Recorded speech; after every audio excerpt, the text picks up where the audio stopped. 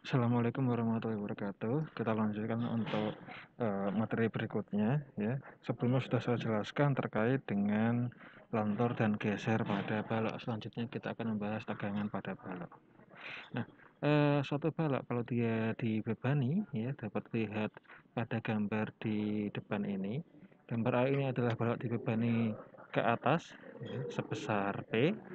Lalu gambar B ini menunjukkan balok tersebut mengalami defleksi ya.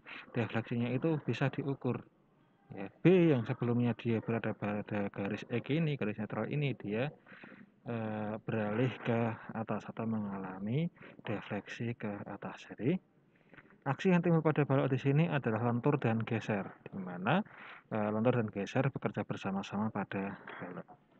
Nah, lentur sendiri itu ada dua. Yang pertama adalah lentur murni, yang kedua adalah lentur tak seragam.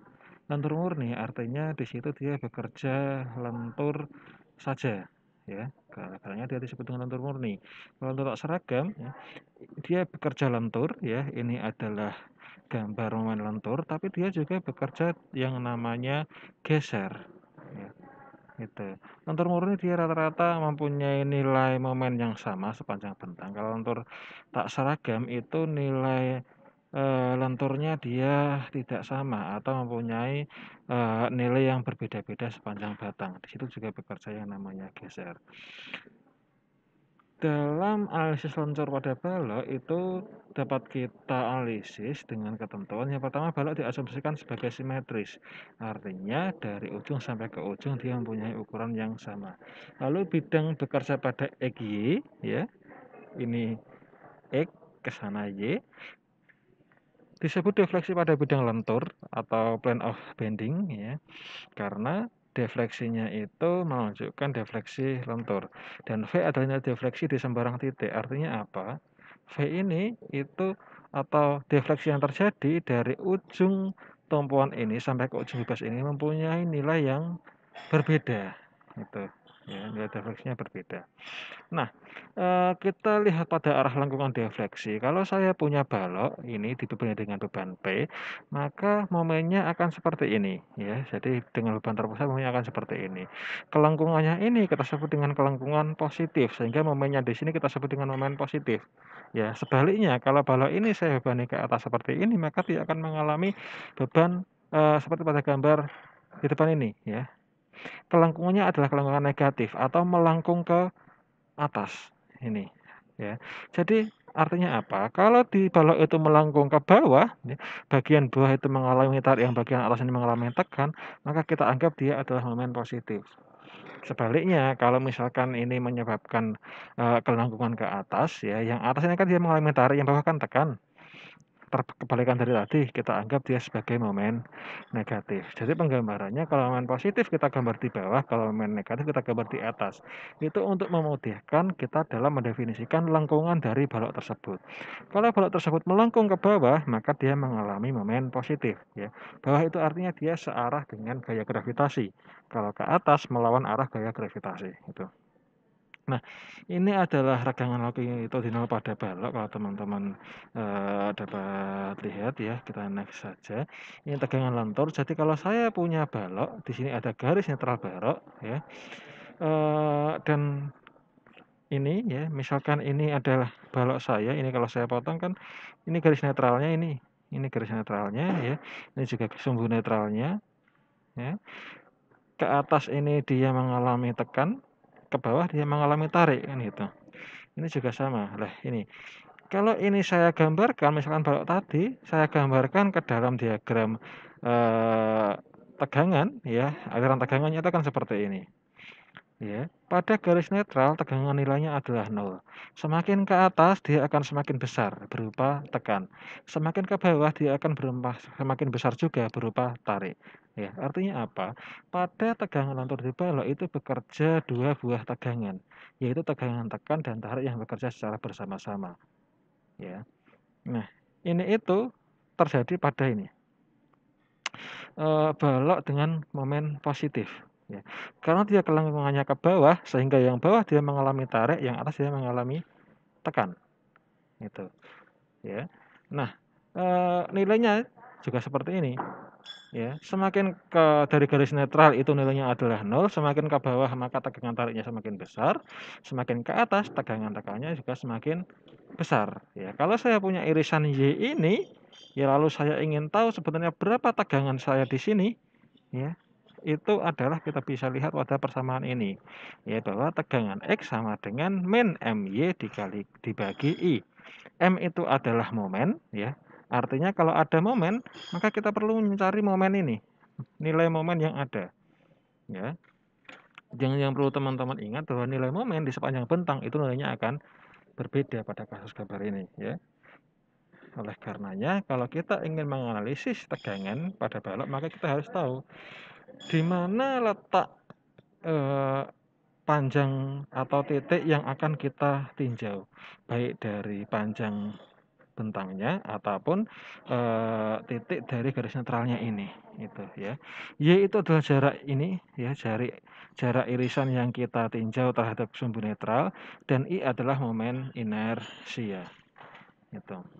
Nah, lalu tegangan lentur tarik dan tekan maksimum yang bekerja pada suatu penampang terjadi di titik yang paling terletak jauh dari sumbu netral, ya.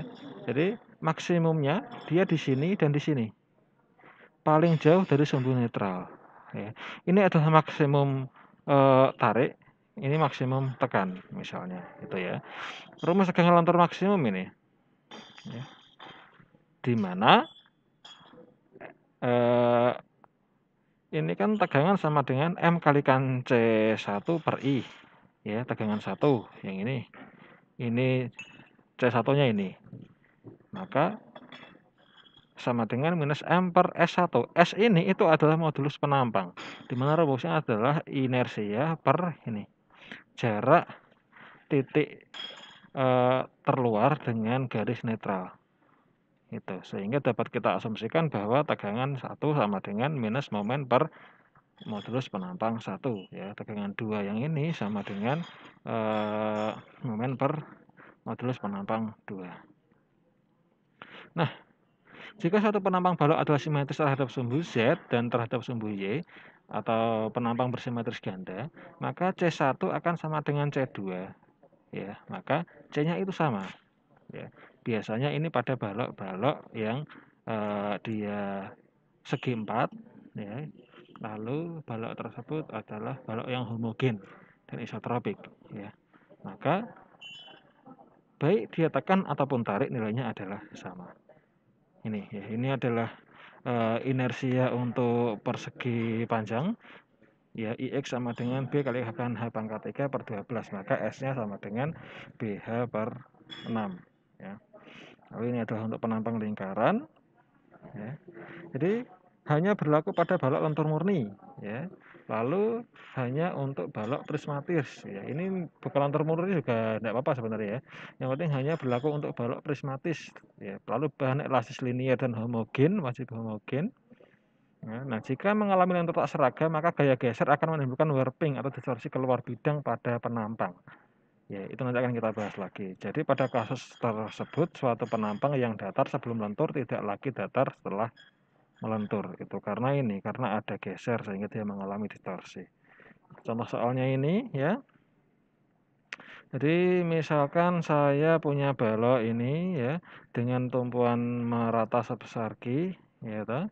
L-nya adalah 3 meter, Q-nya adalah 1 kN, B-nya 150, tingginya HH adalah 280, ya. Maka kalau misalkan kita hitung berapa tegangan lentur maksimumnya, kita cari dulu ini, ya. Berapa nilai momen maksimumnya, ya kan. Mmax sama dengan 9/8 kN meter, ya. Lalu kita cari ini tegangan maksimumnya. Tegangan maksimum sama dengan M kalikan Y per I, ya kan. Karena ini atas dan bawah dia sama, maka antara tegangan tarik dan tekan dia sama, ya. Kalau kita pakai persamaan MY per I, ya, maka ini, ya, M momennya ini, ya, 9/8, ya. Y-nya adalah karena hanya 280, maka Y-nya sama dengan 140, ya. I-nya momen inersia, ya, IX ini 1/12 BH pangkat 3, ketemu 274 400.000 mm pangkat 4. Maka ketemunya tegangan maksimumnya itu adalah 0,574 MPa, baik pada area tekan ataupun area tarik. Itu ya. Ini kalau misalkan teman-teman pengen belajar ya untuk mencari nilai tegangan, baik tegangan terbesarnya ataupun tegangan pada irisan tertentu, silakan ya. Untuk desain balok sendiri sebenarnya kita bisa melihat dari ini modulus penampangnya ya, di mana modulus penampang kan sama dengan momen maksimum dibagi dengan tegangan izin ya. Maka tinggal teman-teman cari kebutuhan momen maksimumnya, lalu tegangan izin dari materialnya berapa, akan ketemu nilai modulus penampangnya. Setelah itu teman-teman tinggal direpresentasikan ke dalam B dan H. Lalu rumus D ini berlaku apabila balok mempunyai penampang simetris ganda dan tegangan izin yang sama untuk tarik dan tekan, gitu ya. Nah, setelah nilai S diketahui, tadi setelah teman-teman mendapatkan nilai S ini ya, itu merepresentasikannya dalam ini. Ya, S kan sama dengan BH pangkat 2/6. Maka A kalikan H per 6 sama dengan 0,167 AH ya. A itu adalah luasan lalu dikalikan dengan H.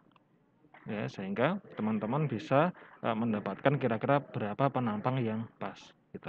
Sekian untuk teori lentur murni ya, atau tegangan pada balok, tegangan lentur pada balok. Kalau ada pertanyaan bisa ditanyakan di kolom komentar ya. Assalamualaikum warahmatullahi wabarakatuh.